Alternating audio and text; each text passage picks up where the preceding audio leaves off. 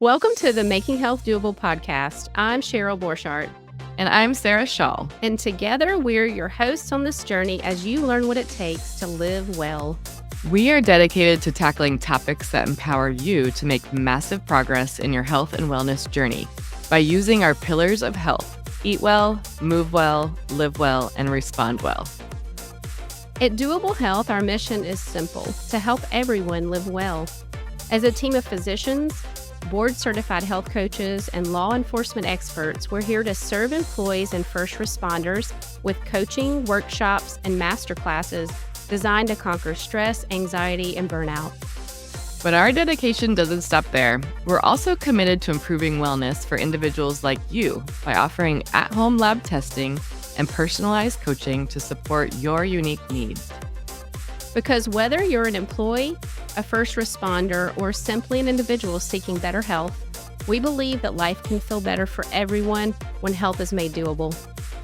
So join us as we embark on this journey together, where we'll provide you with the tools, insights, and encouragement you need to thrive. And stay tuned for enlightening discussions, expert interviews, and actionable advice that will inspire you to take charge of your well-being and live your best life. Until next time, remember, life can feel better when health is made doable.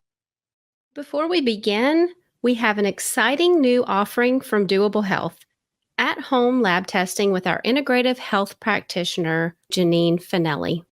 I'm Janine Finelli, integrative health practitioner, National Board Certified Health and Wellness Coach, and VP at Dooable Health. We offer at-home functional lab testing for individuals to test and not guess when it comes to their health. Whether you are interested in a deep dive under the hood because you love to geek out on numbers and want to really focus on moving forward with prevention, or you have symptoms, brain fog, digestive issues, hormonal imbalances, insomnia, low or no libido, water retention, headaches, all sorts of things that you just cannot figure out where they're coming from, through our at-home functional medicine lab testing with the best of the best labs out there, we can help give you answers. Schedule your initial consult with me so you can test and not guess by going online at doable.com/test. And for a limited time, get 10% off your initial consultation by using the code PODCAST in the checkout screen. doable.com/test.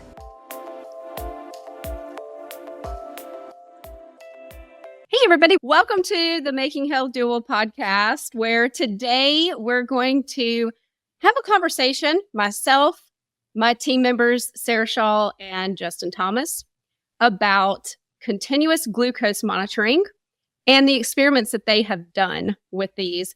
So neither of you are diabetics. Am I correct about that? That's right. Okay. Correct. So the way they're going to talk through this today is just their perspective, and they've been using these to just see how their body responds to the foods that they're eating. So welcome, guys. Thanks for doing this fun thing based on the experiments that you've been doing. Yeah, yourself. absolutely. This will be fun to talk about. Yeah. So, okay, I'll start with you, Sarah. What made you decide to just, experiment with this and try it out? Yeah, well, we as health coaches, from our own experiences and the people we work with, we hear a lot about pre-diabetic, diabetic, and the way our bodies respond to glucose and certain carbohydrate foods. So through all of the experience of working with people and just being very curious for myself, I enjoy kind of biohacking into different things. I've worn my Whoop band before, and now I'm into the Oura Ring era, and I've done the glucose monitoring for the sake of just out of curiosity, like, what is my body doing? Because we know that all bodies are going to respond differently to different foods. But the curiosity I had to see, what is my body doing with certain foods that I ingest? And the only way to really tell is by going into the numbers with the glucose monitor response. So to have a continuous glucose monitor, I really wasn't willing to prick my finger after each meal, unfortunately. So this was a way for me to just be like, look, there's an app. You put this device on your arm for 2 weeks, and let's just kind of watch and see how my body reacts to things. So for me, it was purely out of curiosity. And I was discussing with my doctor who listens to a lot of my ideas with these things. And I was just kind of saying, hey, I really am curious about this. Is there any way that we could maybe do a prescription with it? And he said, sure. I didn't qualify necessarily as a diabetic with my numbers, but he wanted me to also experiment. So he approved it, and I get my glucose monitor, my continuous glucose monitor, through a brand that's provided through the insurance. So bonus points on that one. Yeah. But it was truly out of curiosity to see how my body individually responds to certain foods and activities and stressors. Mm-hmm.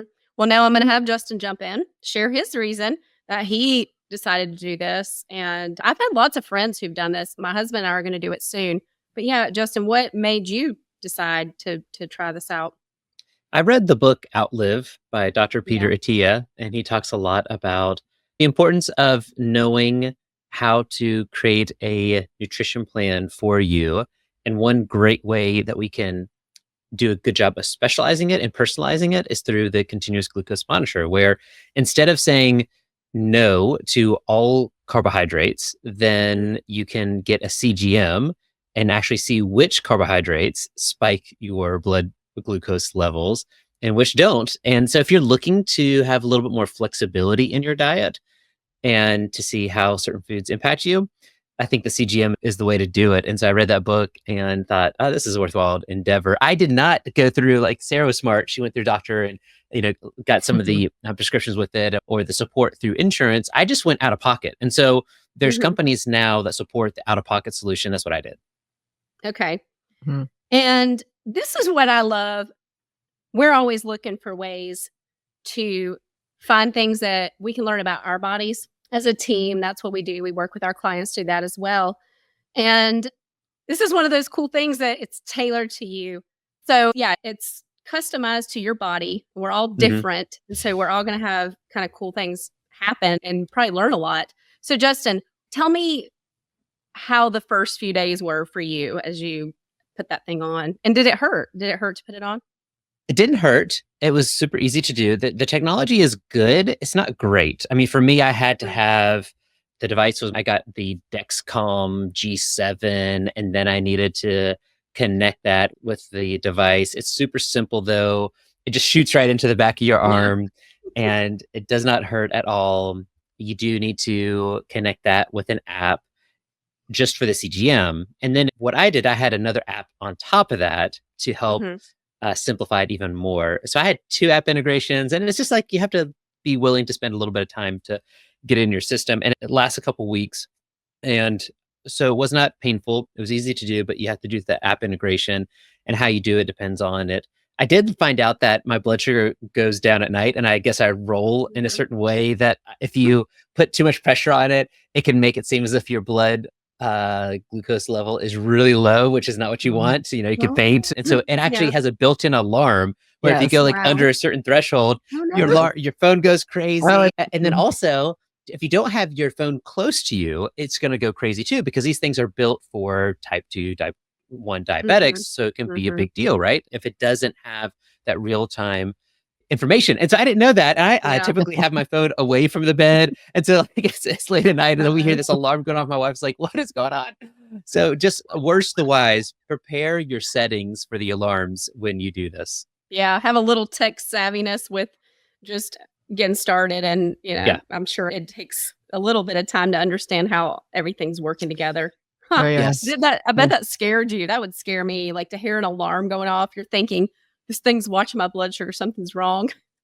Yeah. And then you have to just do a little bit of research. So for me as a non-diabetic, I wasn't too concerned, but I could see why they have those alarm bells there for a reason.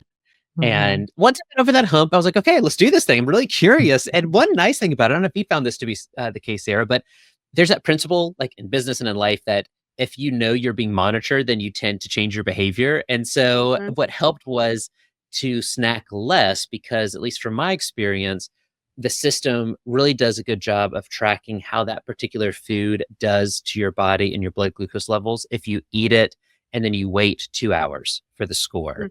And so what that meant is that you're no longer like grazing all day. It was a chance to just have a meal or have a specific food type, and then see what the score was a couple hours later. So that was a nice benefit from it. Well, Yeah. that's cool. That's good to know as well that, it's not going to happen right away. It is a process for the body to go in and clean up the blood, clean the sugar out of the blood too. So the first few days you were doing it, did anything surprise you? Sarah, maybe you answer this question. What did you see that maybe share some things that you were like, oh, like aha moments? Yeah.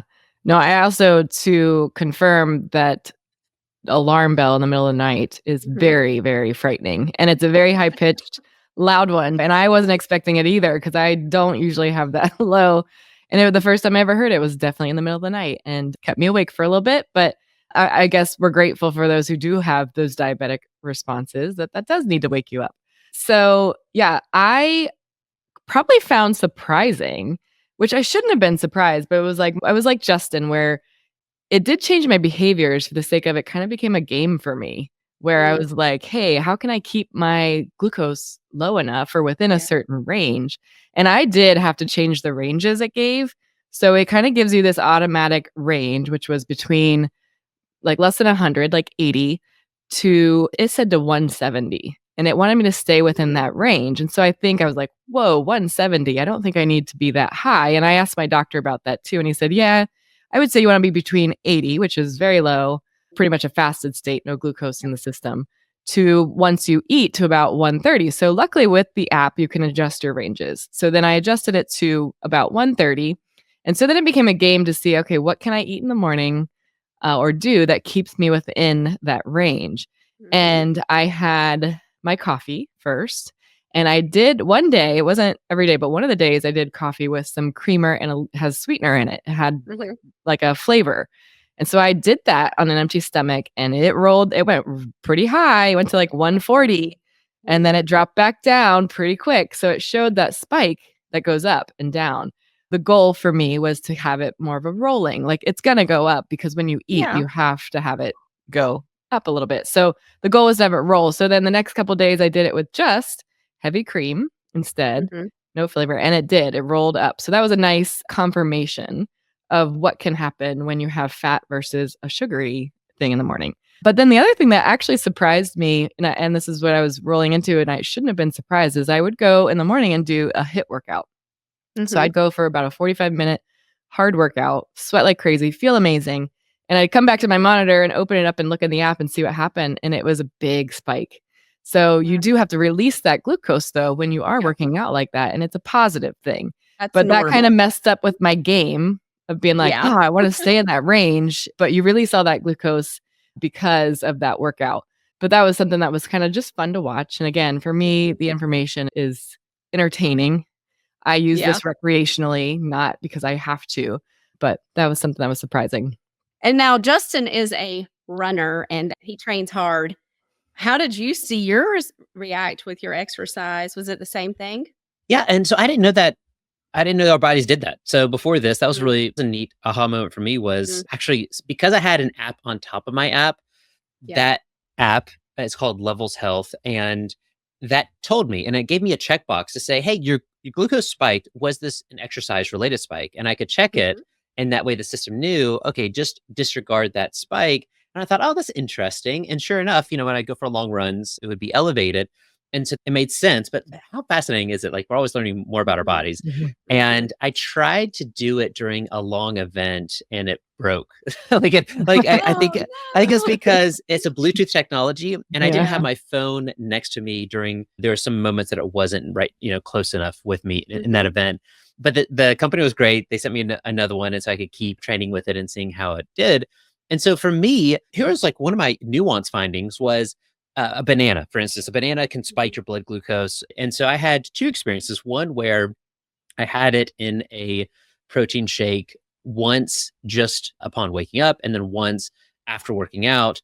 And the cool part for me was my blood sugar didn't spike when I had worked out and my body was kind of using it to replenish itself. And so that was kind of neat where I wanted to get pretty nuanced here. I mean, like I said, in the past, I've lived I lived a pretty black and white diet, which was a low carb, keto type of based diet. And so then I think that if you're living that diet, you don't really need a CGM because you're not consuming a lot of carbs. So your blood glucose probably isn't an issue. But if you're trying to be more nuanced and you're trying to do something that has carbs in it and you're curious like what spikes it, then I think a CGM is really, really interesting because now I'm like, oh, I can have a banana after I work out. It's not going to spike my blood sugar. So that was an aha moment for me. And so just to appreciate not only the nuance of our bodies and how we process foods, but the timing of the day and the context of it as well. Is this the first time that we're consuming something in the morning? Maybe is it after we've had a good workout? So that was a good lesson learned. And then another fun one was I tested ice cream. So like, so I had tested. Just one day you're like, I'm just going to eat ice cream. Sarah might have a story like this too. I have a test too. It was so good. So like I tested Haagen-Dazs ice cream with the Rebel ice cream. And so the Rebel ice cream uses a erythritol, or how do you say that? It's one of the sugar alcohols. Yes, erythritol. It uses that for and like this isn't to say that that's a healthy substance, but I was just curious, like based on regular sugar, if it would spike it. And so the difference was pretty substantial. The regular ice cream had a 32 increase in my blood glucose level, and then the Rebel ice cream had a 20. So it was pretty significant, about 40% lower. So that was kind of neat to see that difference. And the other food item that I was not surprised with, but I just confirmed, when I had oatmeal one morning with nothing else, that was a huge spike to my blood glucose levels, and something that is well known, but I just was surprised about like how huge of a spike that was. And so I pretty unabashedly tell people and kind of refer people to the Mark Hyman little podcast clip where he references a study about those eating oatmeal in the morning versus those eating fat and protein in the morning, and how when we have fat and protein, we tend to eat less, for one, but two, you don't have that spike in your blood glucose. And it just seems to be like, that's a truth that we can probably all appreciate with all of our body types. Like first thing in the morning, like if you're just having oatmeal and thinking that's a healthy meal, it might be healthy in terms of your fiber and what you're consuming with some of your nutrients, but it's not a blood glucose friendly food item. And I think I keep going back to why I do this, and it's to limit the spikes of your blood sugar. And that was one of the lessons learned of like, okay, if I want to be healthy, my metabolism to be healthy, I don't want to abuse it. And I think it's very similar to caffeine, where it's like, if you abuse caffeine, you can tell your body's just not leveraging the benefits of caffeine anymore. It's going into a negative territory. And I think the same thing for sugar and carbs. It's like a great natural performance enhancing drug in a way. It's like, man, those things, they can give you some energy and you don't want to abuse it. Right. And that's, really the point, I think, and the reason most people want to use these who aren't diabetic, and even those who are, is we know that just when we keep our blood sugar high or we are eating so frequently, it does promote aging. It promotes other things in our body. So that's, I think, very important for people to understand is, why does this matter? We know it affects our immune system, lots of things. And of course, yes, every time we eat, our body, there are carbs, there are, even natural sugars and fruit and things like that. Our body still has to work to clean that out because we can't have that much sugar in our blood. And so, Sarah, tell us about your ice cream experience. Well, I didn't do ice cream, although I love ice cream. Okay. That was actually, that's a really good experiment with the brands, because I do sometimes to have a treat. It's like, let's just have some ice cream, but the Rebel brand is very doable. So that's good to know. I did it with, I have a couple different kind of tests that I did. One time I made Rice Krispie treats for the kids, and I had dinner, made the Rice Krispie treats. They started digging into them. I was ready to go to bed and clean up the kitchen. So it'd been about 2 hours since I ate dinner. And of course, it's hard to pass by a pan of fresh Rice Krispies or brownies or something, right? And so I took a square. It wasn't a very big square. It was probably like half a serving square. And I ate it, went to bed.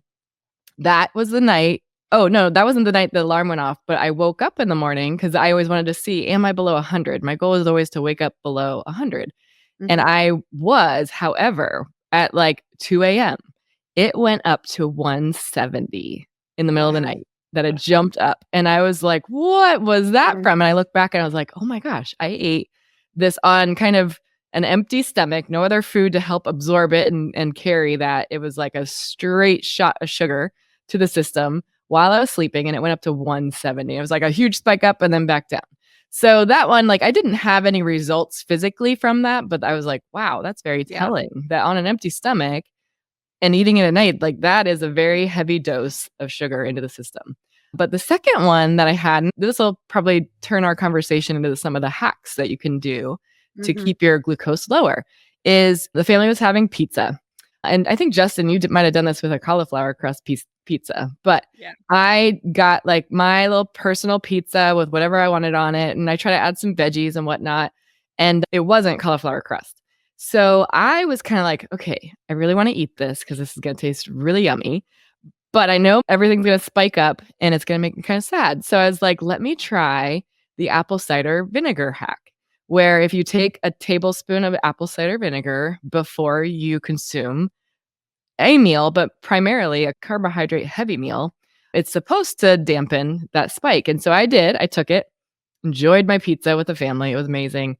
And I looked 2 hours later and it rolled up, but it didn't spike. And I was actually shocked because I ate a lot of that pizza. Because I mean, I was kind of like, I'm sure this is going to spike it up. But it actually didn't. It didn't spike the same way I thought. So I was like, wow, that hack truly does help with the glucose spike. So then I kept some apple cider vinegar in my fridge in the back. So if I knew I was going to have a bigger carbohydrate meal or some sugar, I would kind of just, swig that real quick, which they say you shouldn't swig it because the enamel on your teeth. But I don't like drinking it either in water. It takes too long. I would much rather take a shot and do that and enjoy the pizza. So that was a hack that I've learned from Glucose Goddess. This is a book that I had bought. She's amazing. She's really fun to follow on Instagram. Yeah, I love her graphics. Yeah, and even YouTube. Like she's done a phenomenal job with her social media and getting her message out.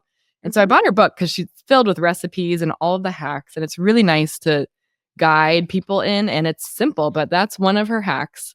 She has 4 that she kind of talks about a lot. But one is have some apple cider vinegar to help dampen the glucose response that you have.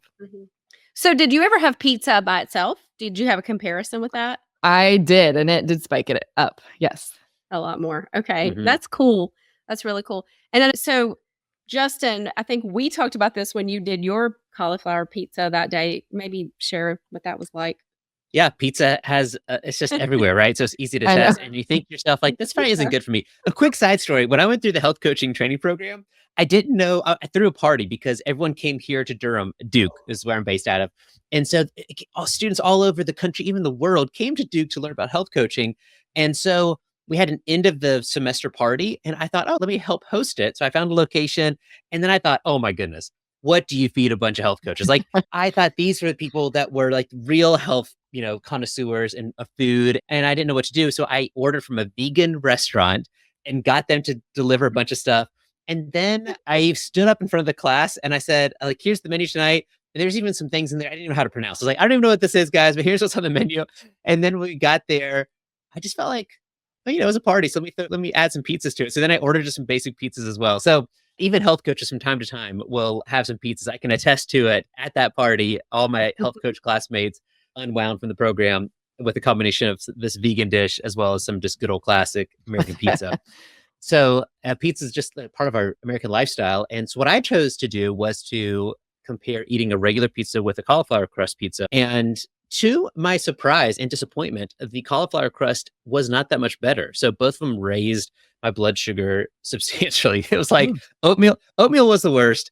And then the pizzas were the second worst. Like it was just not a good thing. And then the cauliflower crust in this instance was lower, but not substantially lower. And I think that's because it was not a pure cauliflower crust pizza. It's just mixed in with the regular flour. And so I joked with Dr. Joe and the Dooable team, like, don't spend the extra $4 or $5 for the cauliflower crust pizza. No. It's fake. Like it's just, it doesn't do anything. It doesn't lower your blood sugar, your blood glucose level. So yes. So unfortunately, pizza does spike it. However, during our team dinner, I tested this out. I think this was, to your point, Sarah, about the Glucose Goddess and some of the tried and true thought leaders to say the order of our food matters. And so what did you learn about that, Sarah? Yeah, and that's one of her other tips that we can talk about was she always says, and I love this phrase, I've used it with clients too, is clothe your carbs. And there's also an order to how you eat your food to help with the glucose spike. So when she means clothe your carbs, it's like a banana is a carbohydrate, but instead of having just a banana, have it with a protein or a fat, such as some nuts or even a nut butter or something that you can have with it. So always kind of looking at, okay, I'm eating a snack or a carbohydrate, but how can I add a protein and fat to help dampen that spike?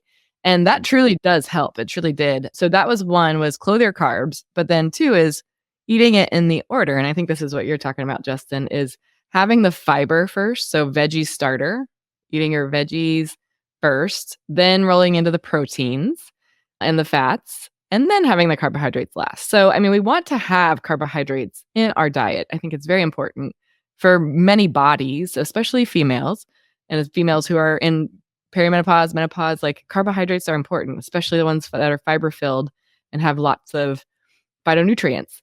But eating them in the right order is going to only make that glucose roll more beneficial, which means we don't want it to spike up real high and drop down real low. We want to let it roll over to come down pretty quickly. And that brings up a good point that she also mentions in her book and on her social media, which is if you're going to have dessert, have it, eat your meal in that order and have your dessert right after so that you don't have to create another blood sugar spike. Sometimes our family, if we're going to have dessert, will wait, kind of like you did with that Rice Krispie treat. Yeah, I ate it too late, I guess. I needed some more food with it. Mm-hmm. So a few cool tips. What food spiked you guys the most? Was it the oatmeal for you, Justin, or did you oatmeal? See anything else? Hands down, oatmeal was the worst for me. Yeah, not good. And which it doesn't come as a surprise. Some of the lessons learned too was the berries don't spike it as much for most people, including myself. So that was nice to hear that if you're looking to enjoy some carbs and some fruit and some sugar, to go for the berries. That was one thing that was helpful, and to realize that whole foods are the way to go. It's just that if you're trying to go beyond that a little bit more of like, hey, which whole foods? Then I think the CGM is like a very practical thing. And you can kind of tune out the noise a little bit. But like this talking head says like, here's the good food items. And then this talking head says, here's the good food items. And no, like the data is the data. So that was just the fun part for me. It just gave me more confidence. So some of it was like to be expected, and other of it was it just gave me confidence. Mm-hmm. Yeah. I would say anything with sugar. The one that went the highest was the Rice Krispie treat, which I was shocked at how high it went. That was probably the highest it had ever been. So I was careful not to do that alone again. But the Rice Krispies plus the marshmallow, that little amount of butter probably didn't really. No, that didn't help enough. Nope, obviously. But I actually am gonna swing by tomorrow and pick up my next glucose, my CGM to put on. I actually haven't worn one for a while. Again, I use this recreationally, not necessary, but I'm gonna pick one up again to try because I got into the sourdough making. This was going to be a question because I got this sourdough making sport from Cheryl's help. She has a phenomenal recipe, and you are very good at it. So I ask her for tips all the time. But I started doing it because you inspired me to start doing it because of me being at your house and you sharing some with our team. So you have a very natural way of making it. So I ask you for a lot of tips, but I made it a lot this fall to give out to the high school team they loved it. They thought it was like dessert day for them. So I would make a loaf almost every game day and bring it to them.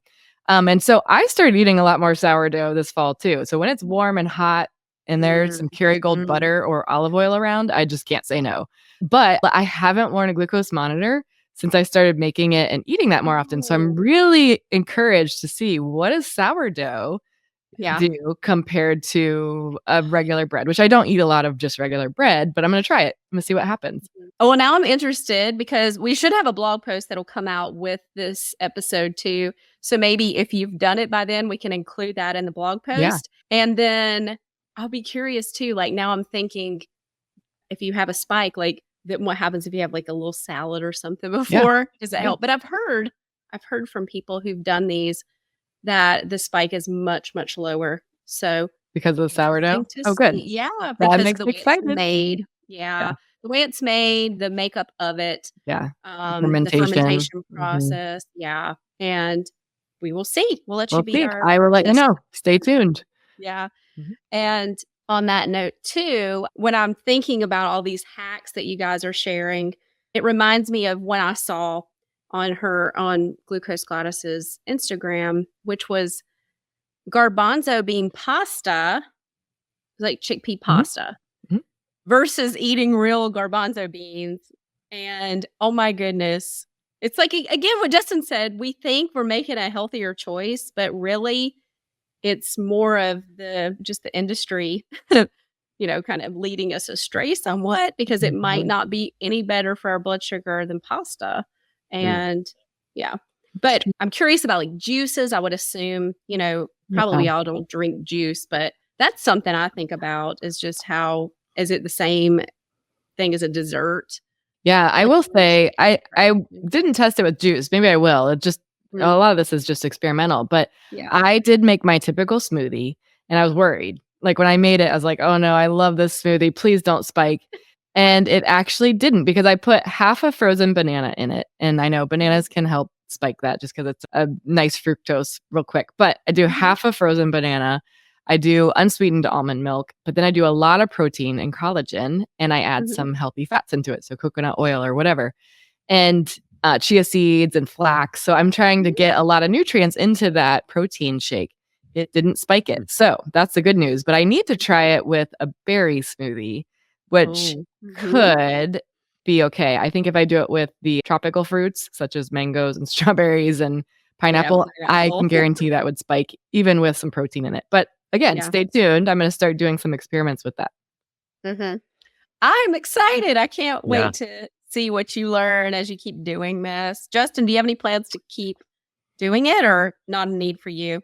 Yeah, so I stopped it as well. I did it for a few months just to explore it, and I'm holding on to I've got 2 more that I just wanted to wait until maybe I was motivated to do, like what Sarah's saying, like, oh, like if there was a specific food item like the sourdough bread, or if I was training for an event. I did want to, real quick before we get off here, there was a great, like some people might be saying, like, they're talking a lot about like blood sugar and stuff like that. And so what's the deal with this? And just last night, I ran across this great post for around some of the numbers about what happens when we have too much sugar. And this, one of the interesting thought leaders that I like to follow is Rhonda from Found My Fitness. She's got a great blog post. And so what she referenced was that, I'll just quickly mention it here, is that added sugar consumption is a big problem in the US that we know of, and that most of us are having, too many grams of just, sugar per day. And like why this is bad is that, and she references this recent study, and it says, for example, higher consumption of sugary foods and beverages is associated with anywhere from a 23 to 200% increase in cancer risk. And even testosterone levels plummet in men by 25% just 2 hours after consuming 75 grams of sugar. So it just impacts our health in a very direct way that is, I think, as the more and more data comes out, the causation of sugar with bad stuff in our health just continues to be a theme. There's a lot of noise and a lot of correlations with things, but it seems to me that there is a direct correlation with too much sugar, your body breaks down. And I just want to avoid that. And even down to the little bit of nuance when you're looking at it through the lens of CGM can help you identify that as well. So I just wanted to reference that study to tell people, like, man, I don't want to deal with this, or why in the world would I do it? It's just because for a lot of health conditions, sugar is the enemy, and we want to try to limit that as best we can. Yeah. It just causes so much inflammation in the body, and that inflammation will show up in different ways for different people. So it can be cancer, can feed the cancer, or I think in my case, in my family's case, I've seen this with my own father, is we both have very genetically high cholesterol. And so when we eat sugar and carbohydrates, that cholesterol does not do well.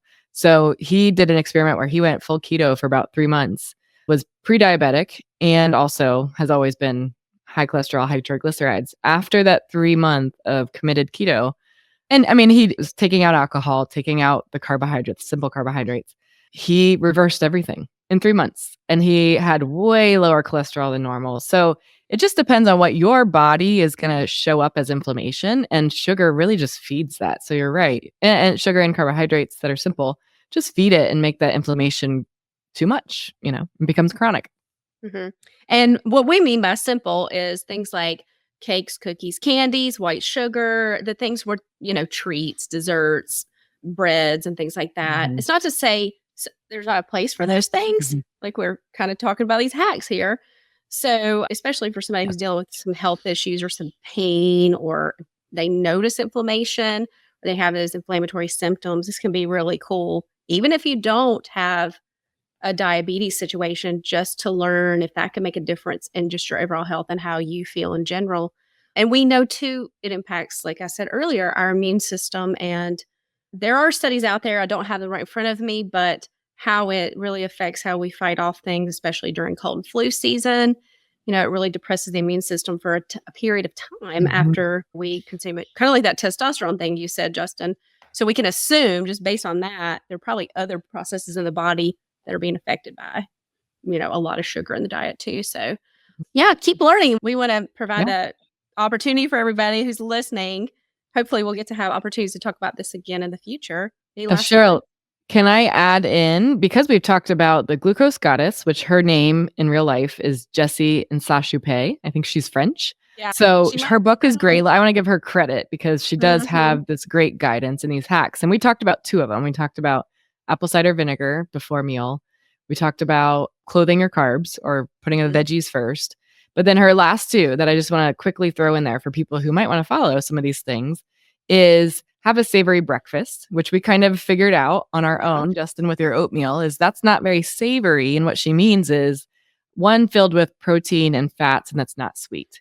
And so when you start your day or break your fast, whenever that happens for breakfast, she says, don't have a sweet meal, have a savory one. So that's one of her other tips. And then the fourth one that she talks about, which I love too, is have a 10-minute walk or bout of activity, a spurt of activity after a meal, because that exercise will kind of use up any of that glucose that you just consumed. So those are so easy, and it doesn't take a lot to try to implement some of those things, and doable is what we would say. Very doable. very doable tip. Test some hacks and have awareness. And I shared with you guys, like my husband and I are going to be doing this soon. We decided we'll try it too. And I think the reason that we're doing it is because it's easy to pretend like something's not happening. We can eat that brownie. Sarah might go have a Rice Krispie treat later. She's probably going to say, probably isn't affecting me. But she knows better now. So now I do. Unfortunately, sometimes wisdom, knowledge is power, and you got to be responsible with that power. Yeah. Justin, any last things you have or thoughts you want to share with us? For those that have listened to this, if you want to take a next step, there's two very practical ways you can do as Sarah did. Talk with your primary care doctor. They could potentially help you get a CGM through your health insurance.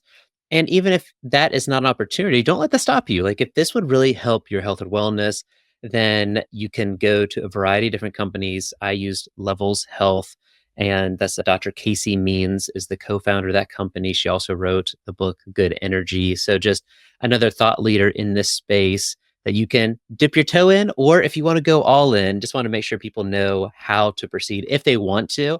And they might say, I'm good. Like right now, I got a lot on my plate, and this has just inspired me to think a little bit more about some of these hacks. And I'm just going to do that and trust in that science versus having to have something on my body as well. So just be intentional with your health. Like that's the key part here. Be intentional with your health, have fun with it, and try to find the solution that works for you. But I think it's been really fun to experiment with this, and I'm glad I did. Mm-hmm. Yeah. And we'll share some of these resources, some of these companies that you can look into if you want in our blog post. And this was fun. I've learned so much from y'all, just hearing how your bodies react. And I guess I'll get to do my own experiment soon. Yeah, it'll be fun. Thank you, Cheryl. Thanks. Yes. Thank you, guys. As we wrap up another insightful episode of Making Health Doable, we want to express our gratitude to you for joining us on this journey toward better health and wellness. At Doable Health, we're not just a podcast. We're a dedicated team of physicians, board-certified health coaches, and law enforcement experts. And together, we're on a mission to serve employees and first responders, providing coaching workshops and masterclasses tailored to conquer the challenges of stress, anxiety, and burnout. But our commitment doesn't stop there. We're also passionate about improving wellness for individuals like you. offering at-home lab testing and personalized coaching to support your unique needs. Because at the end of the day, whether you're an employee, a first responder, or simply an individual striving for better health, we're all human. And we firmly believe that life can feel better for everyone when health is made doable. So as you go about your day, remember that you're not alone on your journey toward wellness. We're here to support you, encourage you, and provide you with the tools you need to thrive. So stay tuned for more inspiring conversations, expert insights, and actionable advice in our future episodes. Be sure to like and subscribe on your podcast platform.